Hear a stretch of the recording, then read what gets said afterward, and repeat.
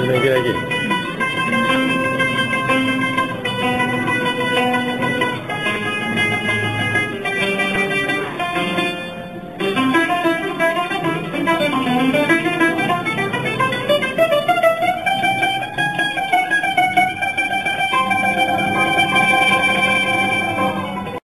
Δηλαδή, της Μεσαιάτικης Κυριαρχίας, δεν έχει κάνει ακόμα την εμφάνισή του το συγκερασμένο τρίκορδο μπουζούκι. Κυρίως τα όργανα που προστατούσαν ήταν τα σαντουρόβιολα, σαστούρια, βιολιά, κιθάρες, κούτσια, σάδια. Με τη δεκαετία του 30, από το 31 και μετά, έχουμε την έλευση της πειραιώτικης κομπανίας, του Μάρκου και της παρέας του και την καθιέρωση του τρίκορδου τότε μπουζουκιού. Στην πορεία έγινε τετράχορδο. Περίοδος τρίτη, το ρεμπέτικο του Πειραιά και περίοδος αιχμής. Αυτό είναι το μηδάχορδο.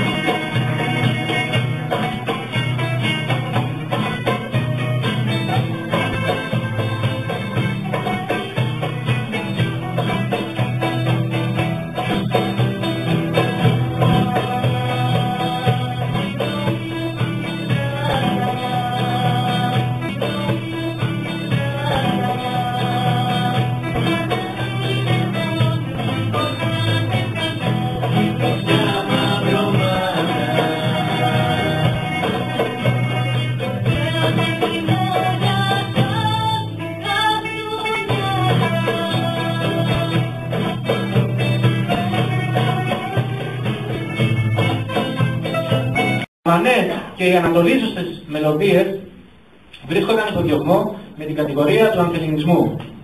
Με την επιβολή της λογοκρισίας, αρκετοί δημιουργοί αποστείλονται από τη δημοσιότητα. Ο Βαγγέλης Παπάτζογλου και ο Γιωβάν Τσαούς σύντομα σταματούν να ηχογραφούν, αφού το κλίμα που διαμορφώνεται δεν είναι ευνοϊκό για τις δημιουργίες τους. Τα τραγούδια τους ανήκουν στο είδος εκείνο που η λογοκρισία θέτει στο στόχαστρό της, τόσο για τους στίχους όσο και για τη μουσική τους.